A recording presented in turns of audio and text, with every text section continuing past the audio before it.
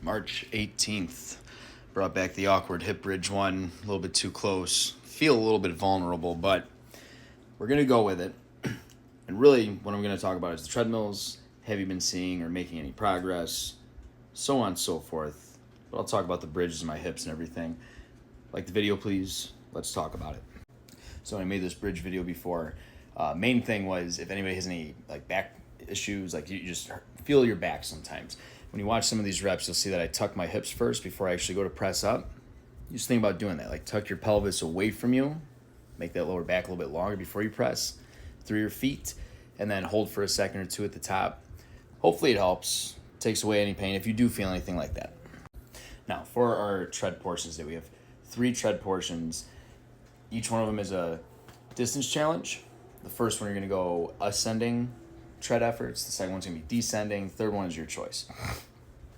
This is why I bring Cash into the video if he'll stay still. It's also part of the reason why you don't always see him in videos, because he doesn't stay still. But here's what I'm going to talk about. Have you seen any increases in your pushes and your bases? Have you seen any adjustments? Because if you haven't, then there's a good chance maybe you're not approaching these right, or maybe you're not taking risks where you should be on the treadmill.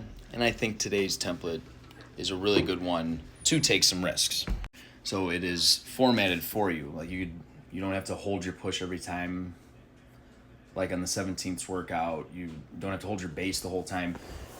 You can adjust your speeds how you need to. So the first one, you're starting with a short effort, so you can come out pretty hot.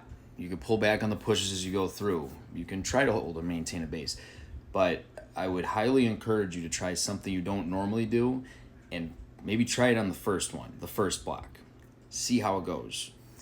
When you get to your last block and you get to choose how you do it, do it how you want. Whatever your safety net is, whatever it is that you usually stick to, you can go with it that way.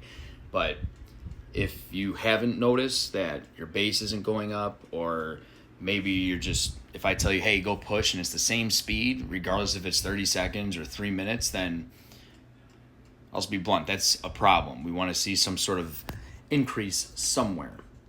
So whether it's adding extra 0.1, 0.2, or whether you're making big, huge jumps on it and just seeing how that feels, it is not a bad idea to try that out. And especially on a day like this workout, where you're going to be going about it where it's a little bit harder one way. It's going to be maybe easier going down on the pushes the other way.